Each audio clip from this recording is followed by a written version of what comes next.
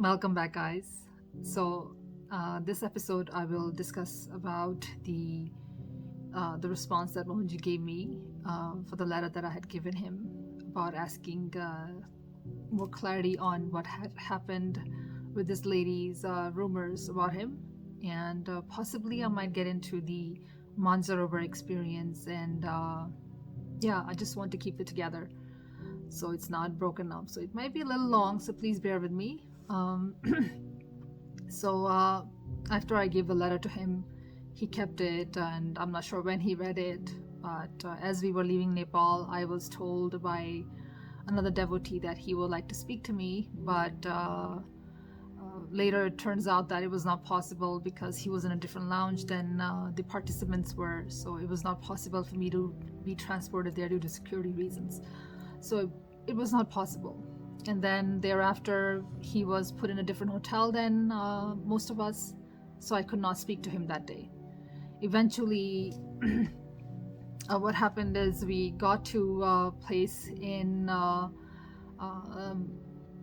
remote part of Nepal. It's called Simikot, and there was this rundown, cottages that we were staying in, and we had to get there by helicopters.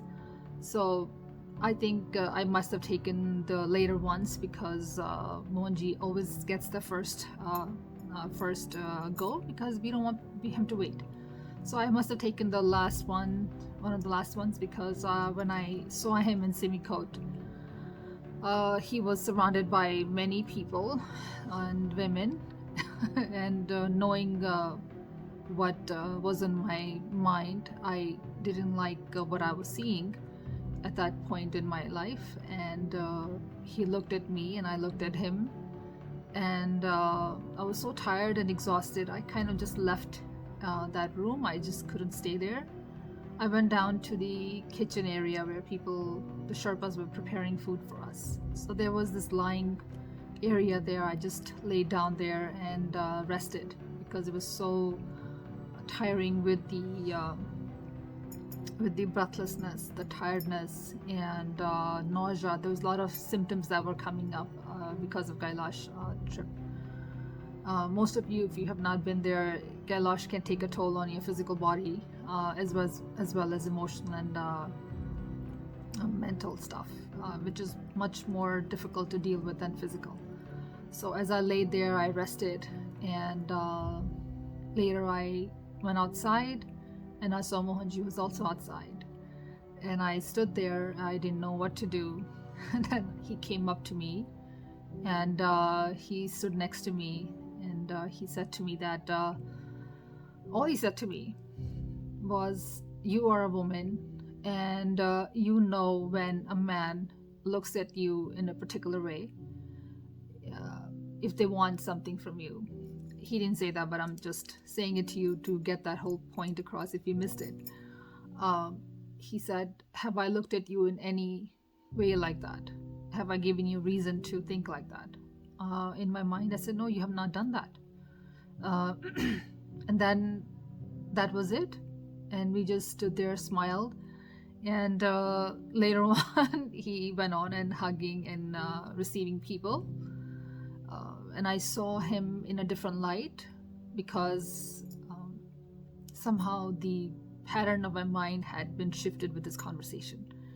And I saw him for a person that he truly was, who loved, received, and gave love equally to everyone. There was no malice in his heart or anything negative in his heart that I could imagine him doing anything wrong to anybody. And then later on in that day, he spoke to someone else while I was standing next to him. He said, "Oh, she listened to this person about the rumors, and that was her test." And that was the first time I heard from his mouth about something called test. I didn't know there was some things called test to disciples that could happen by their gurus. When I heard the test, it dawned on me that I had a choice of being with him in that moment or not being with him. So he said I had a choice of coming to Kailash or not. So since I stood there with him, that was victory over my mind, over my patterns that were very powerful and were pulling me back to my tamas and my old life. They didn't want me to progress. The fact that I stood there with him was a big shift that was being prevented by these patterns. And he said to me that next time you hear these things, you ask me directly. Don't believe them. So that had stood out to me a lot. Now I don't listen to a lot of rumors. I know who Mohanji is. Even if I hear things, I know they are just false because people have their limited understanding. They come with one glass full and not knowing that master is beyond that glass full water. They're beyond our comprehension, so they cannot be contained into one glass of water and can be explained in our limited understanding. So I choose not to listen to other people other than my own experience and my own heart, no matter how difficult things get. I listen to myself always. So this was a very, very good learning for me that gurus can test you of your tenacity, your conviction, your path, how much you're going to are willing to go beyond your patterns to reach where you want to go on this path of spirituality. So this was the response to the letter. And next experience that I want to speak to you guys about this 2016 Kailash Yatra is my Mansarovar experience. So this was very profound for me because I got a new birth during this trip. The reason is that because Kailash again is a place where we leave our old self behind, and I got to experience that firsthand. I didn't know that that was going to happen, but so see, at that time, Mansarovar is a lake that was available to us to take dip in. Now the government has put restrictions on it, so we are not allowed to take dips in the water. But at that time, we were allowed to take dips.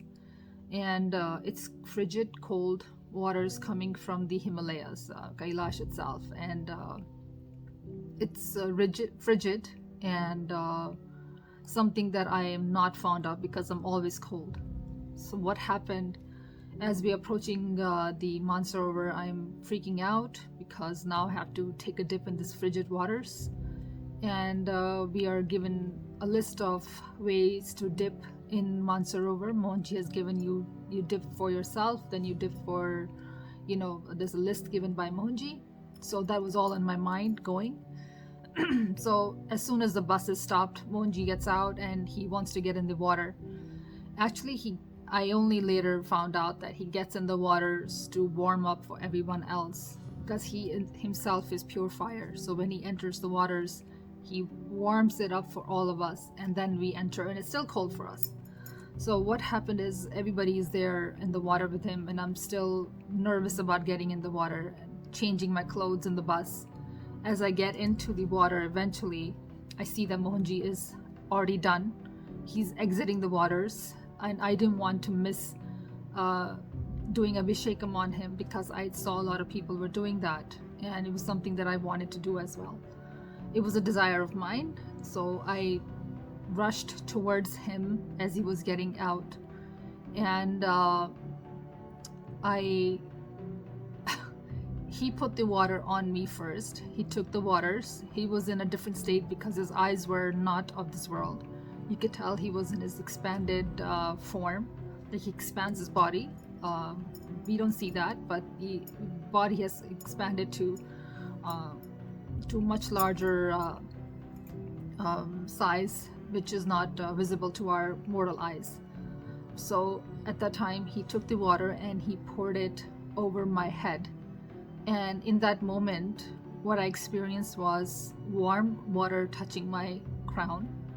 And I completely forgot about how cold the water was. lost all of that fear of feeling cold.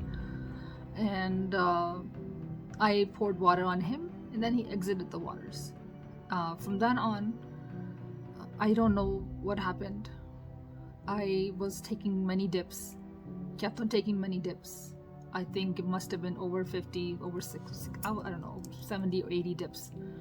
And it was not normal, but something kept on pulling me down into the water. It was beyond my physical, it was beyond my physical capacity, but just it kept on happening by itself. It was like something is pulling me down and making me do it. But eventually I said, okay, I've had enough of this. I have to get out. I had no physical strength left in me. I was feeling very tired. So as I tried to exit the waters, I had no physical power left. I saw Shri Baba's idol there, and Mohanji standing right behind it.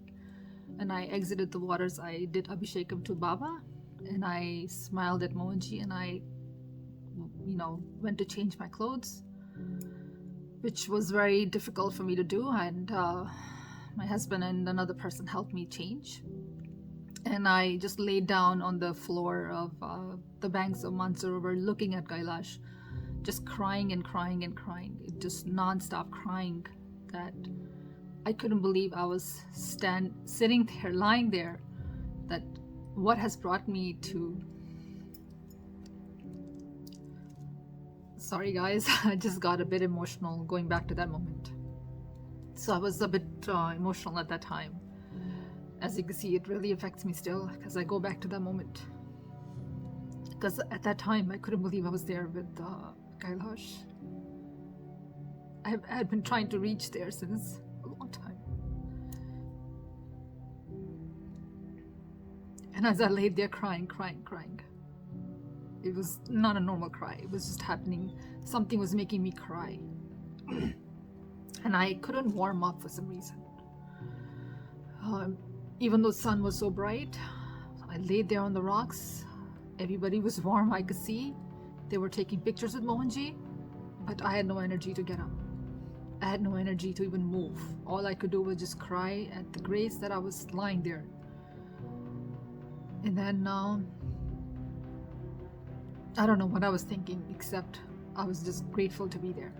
And after the pictures were taken, there was a homa to be done in the banks of the Mansarovar. And Mohanji came over to my husband, Bimal, and he asked him what is wrong with her. He knows what's wrong with everybody, but he was just asking him what's wrong with her. And of course, Bimal said she just was in the water for too long and now she cannot get warm. And that's it. Next thing I remember is Mohanji sitting right adjacent to me, like maybe a feet away from me. And he was staring at Kailash. I was staring at Kailash. He was just, maybe he had his eyes closed, I don't know. I was looking at his back. I'm here and he's, on this side of me. So as soon as he sat down, within a minute or two, I could feel my body warm up. And I felt the strength come back into my body. And I was able to get up and move around, sit for the homa. And that moment to me was a new birth, because I felt I had left my old self within the waters of Mansarovar. Deep cleansing happened to me on deeper levels I cannot explain. Only Kailash knows and Mohanji knows. And what is so sweet, I would like to end this video on this last note. As I lied there crying, I wanted to take a picture with Mohanji, but I couldn't get up because of lack of energy. So when the homa finished, we all ate. He came and checked if I was eating well. Everybody had gone to the buses. And it was just myself and Bimal. Somehow we were delayed for some reason. And one more devotee somehow was there cleaning up. And Mohanji always goes back to the buses early, but he was standing there as well for some reason. I can't recall why. But I got the guts to ask him, Mohanji, can I take a picture with you? And there was a devotee available as he was clearing up the place. So he took a picture of us. So he fulfilled all that I needed in that moment of